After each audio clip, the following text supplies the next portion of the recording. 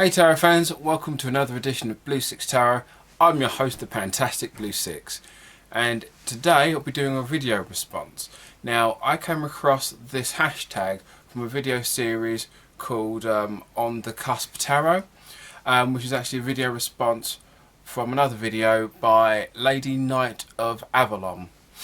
Now, it's another standard 10 questions about shopping for tarot, and so I thought, I buy a lot of tarot, maybe I should be involved in this as well. So here's my 10 questions. Roll on the intro and then we'll get started.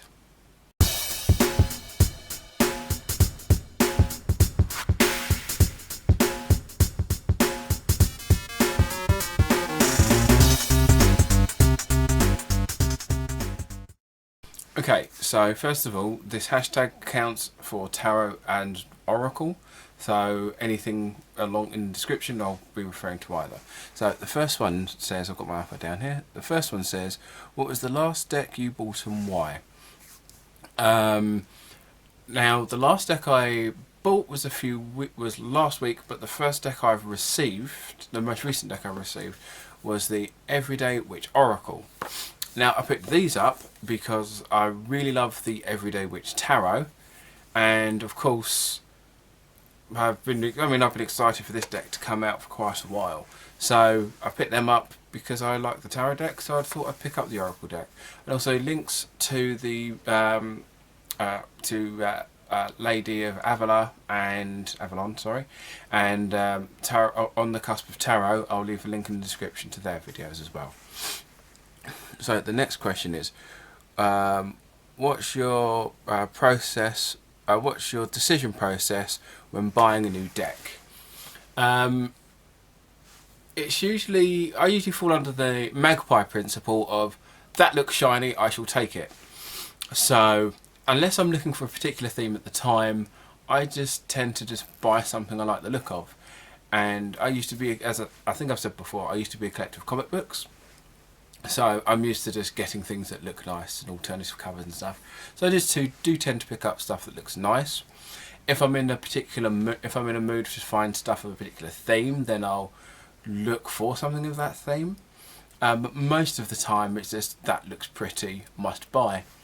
So the next question is, what are the deal breakers in tarot deck in a deck that keep you from buying it? Pips, basically.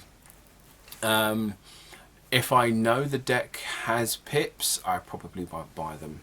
I think I did an unboxing video for the Manga University, and I was really going through them. I'll probably link in the description to that one as well. But I was going through them. I'm like going, wow, these cards are really great, really great, really great, and pips, and they were the dullest pips I'd ever seen. So that tends to be something I don't like. I would probably really avoid angels, because I like angels as a concept. I just find angel decks boring, so I guess that might be a deal breaker as well. Next question, little white book or big guidebook? Now, that's tricky, because usually with the Scabinner, they have the little white books, so and most of the decks I have are that sort of size, so I'm more used to having the small books. I don't tend to read a lot of books about tarot, really, if I'm perfectly honest. So books I'm not that bothered about, so for the sake of space I prefer the small ones.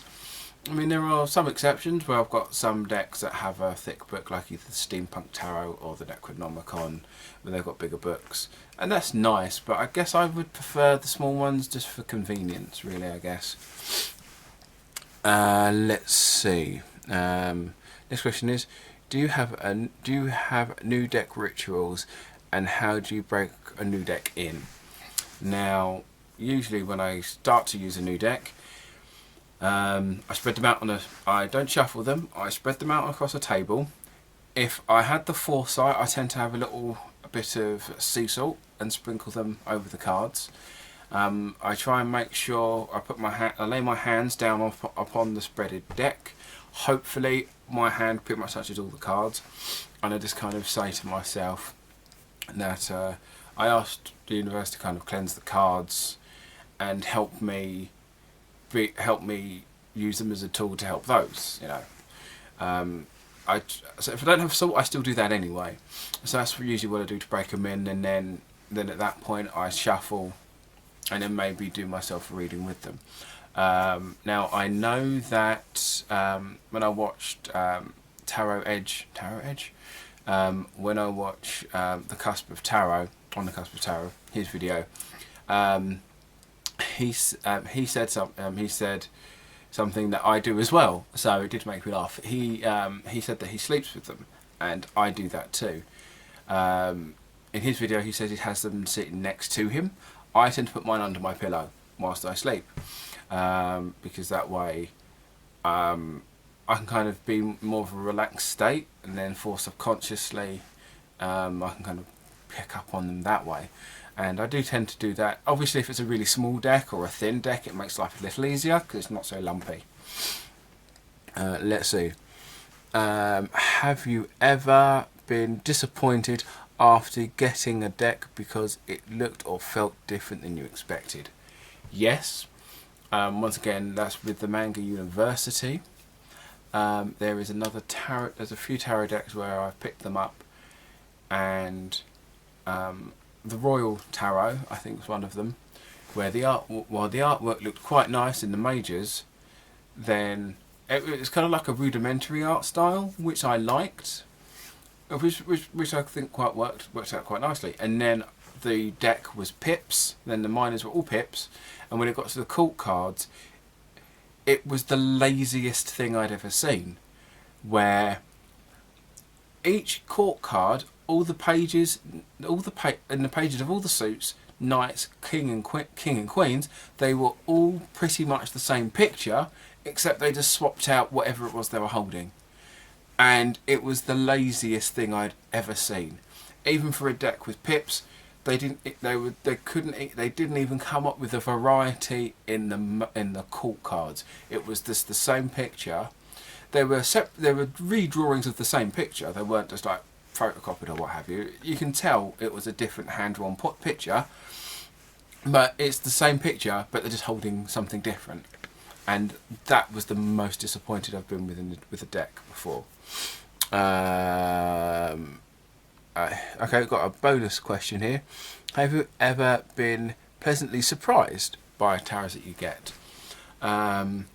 Probably more with how quickly I connect with some. So I think, as I mentioned before, I picked up the Everyday Witch Tarot because I do like collecting them, so tarot in general. So it was like I see these a lot, they look nice, I'll get them. And then they suddenly quickly became a deck of choice, a deck I always go to. And I was very surprised how quickly they just felt, that they just slid in perfectly fine. Anyway, then who goes, do you interview new decks? Now, for those of you who don't quite know what that means, the quick version is you shuffle your deck and you might say, what are you good for? Essentially, so you do a tarot spread, but each section would be like, I'm good for this, I can help out in this way, and this is why. And I might do a video on that at some point, but that's essentially what it is. That's essentially how you would interview a tarot deck, in the same way you would do any other tarot spread. Personally, I don't interview them. I did it once as part of my group I'm on, but I don't actually do that because, well, because I tend to use the same several cards. Obviously I switch them around a bit depending on what's going on, but having my standard base of cards, I don't really have different cards for different scenarios, because when I do readings for most people, it mostly is, oh, let's just see how it goes. So picking a deck for a theme wouldn't really work for me, because I don't tend to have people wanting to know anything in particular, which is always annoying because they 9 times out of 10 they usually want to know something. Right, so do you ever buy decks for a specific purpose? Brackets, parentheses, only using it for that one, close parentheses. Quickly read that again. Right, so those of you who've been following me on social medias, as it's been Halloween, I picked up the Halloween Oracle a while ago, specifically for Halloween, obviously. So I do tend to pick up things depending on the theme. So I've got the Romantic Tarot and the Tarot of Sexual Magic. So those I'd probably use, if I was to do readings, I'd probably bring them in around Valentine's Day and bring those for readings. But I don't necessarily pick that way. I mean, outside of just for general readings, unless it's like a theme, then maybe. But 9 times out of 10, I just pick them up as standard. Then it goes, do you differentiate between decks you buy for yourself and decks that you would use on other people? Now, no. Most of the time, when I buy decks, I just want to use them as soon as I arrive. So I don't necessarily have any that I will only do for myself, because I don't know, it's just not really something I do, because it's the point where I've got I've got 124 at the moment. So at the moment there's still plenty of room for more, and I don't tend to. I tend to, you know, if it's good enough for me, it's good enough for anyone else. So I don't necessarily. There are probably decks. I probably have some decks now that I'm like, I probably won't really use because they're quite nice. When I got the True Black Tarot, I was terrified to even look at them myself. But I wouldn't necessarily. I don't really have a deck that I'd only use for myself, really. Just because if they're comfortable. If I'm comfortable using them for myself, then of course I'd use them for someone else, for any other people. Right, so then we've got the last question. What is one thing you wish deck creators would do more, or stop doing? Now, in VR, I've only seen 2 videos on this topic, and their answers to this question I agree with. There are 2 different answers, but what would I want to see more? I'd probably go for what I'd want to see more of. I would like to see more abstract art. For example, bear with me 1 second.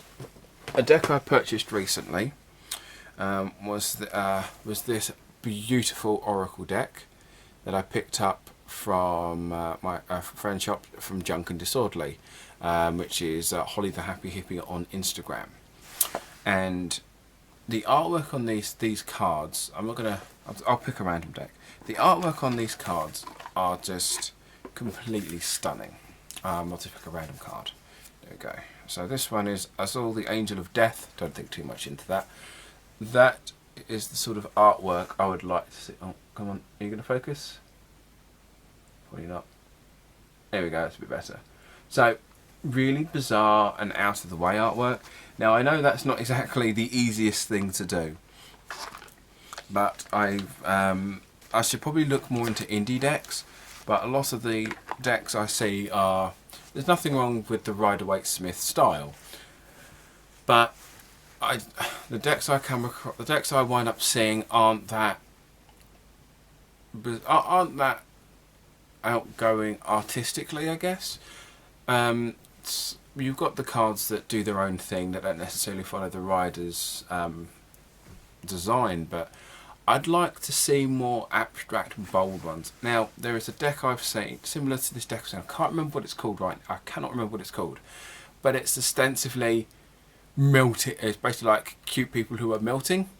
And the entire deck is themed around, I think it's called the Slime Tower or something, and everyone is this goo people that I think is pretty cool. And maybe just more abstract stuff, maybe a bit more oddity and bizarreness. And not necessarily in the Lovecraft, not necessarily like a Lovecraftian style, but something with a bit more, less humans, more creatures. And I don't necessarily mean an animals that way, but something a bit more abstract. Just kind of a bit more flavour to them, really. But yeah, that's my shopping tarot. So that's kind of usually what I do. If you like this video, if you made it all the way to the end, thank you very much for watching. Like, share, subscribe, and I said you can leave a comment at the bottom. I always try and read and respond to them. And I said I'll leave a link in the description for the other two videos I mentioned by LadyKnight of Avalon and On The Cusp Tarot. So I'll leave a link in my description for their two videos on this topic. And hopefully I'll see you again soon. You have a good Halloween.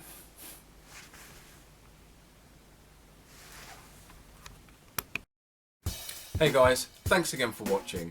If you liked the video, please give us a thumbs up, like, share and subscribe, and hit that bell notification.